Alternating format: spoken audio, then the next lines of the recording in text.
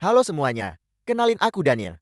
Kali ini aku mau sharing tentang cara investasi saham bagi pemula. Materi yang bakal aku share di sini tuh merupakan rangkuman dari apa yang aku pelajari di ketiga channel ini ya, terutama ngomongin one dan saham dari nol. Jadi kalau kalian penasaran info detailnya, silahkan kepoin ketiga channel itu aja.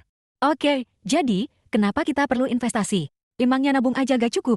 Pertama, kalau nabung di rumah berisiko dicuri. Sedangkan kalau nabung di bank, kena biaya admin bulanan. Kedua, kenaikan inflasi tidak sebanding dengan kenaikan gaji. Oleh karena kedua alasan di atas, kita perlu investasi ya. Investasi kan ada banyak, kenapa milih saham? Gak bahaya tah?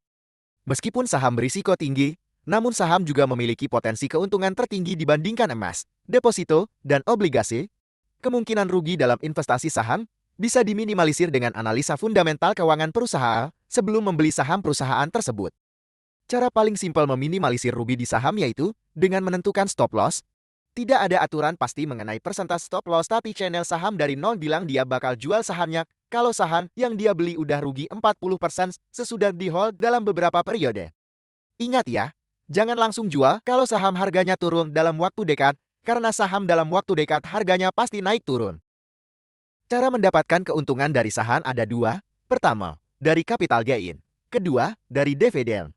Perlu diperhatikan, kalau tidak semua perusahaan di Bursa Efek memberikan dividen kepada pemegang saham, jadi pastikan dulu sebelum kamu memutuskan untuk membeli saham tertentu. Oke, jadi ada 4 step yang harus kita lakukan supaya kita bisa untung dari investasi saham.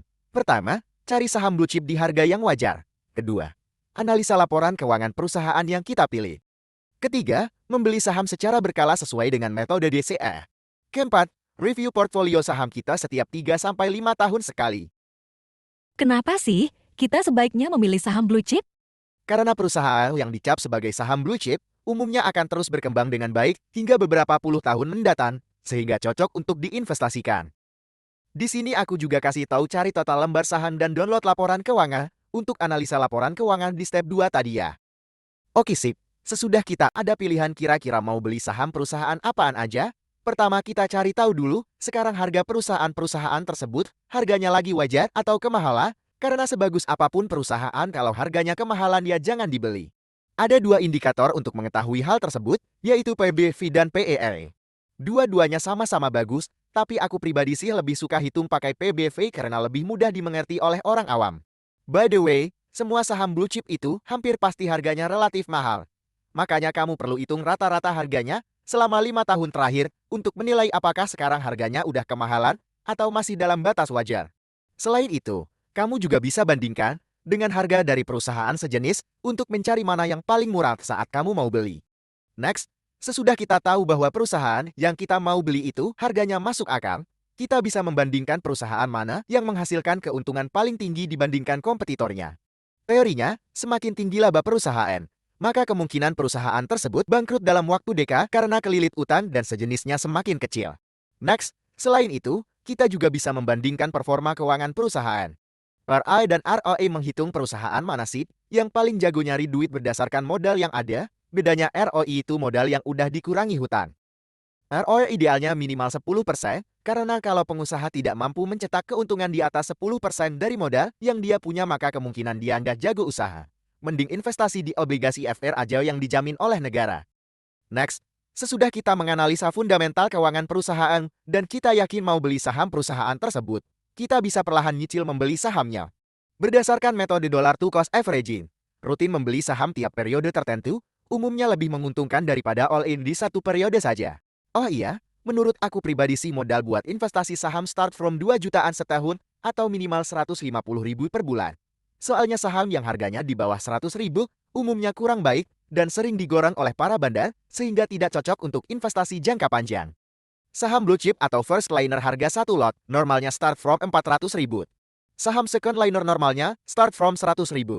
Silahkan kalian tentukan sendiri mau nyicil saham berapa kali dalam setahun. Next, terakhir, kita perlu review kinerja perusahaan yang dibeli sahamnya tiap 3-5 tahun sekali untuk menentukan apakah saham tersebut layak di-hold hingga periode berikutnya atau sebaiknya dijual sebelum harganya turun. Kenapa nggak di hold aja sampai pensiun? Berbeda dengan emas yang selalu langka, harga saham fluktuatif mengikuti performa perusahaan yang tidak selalu untung besar. Maka dari itu kita perlu review setiap 3-5 tahun sekali. Bukan tiap hari ya. Saham apapun tiap hari pasti harganya naik turun mulu.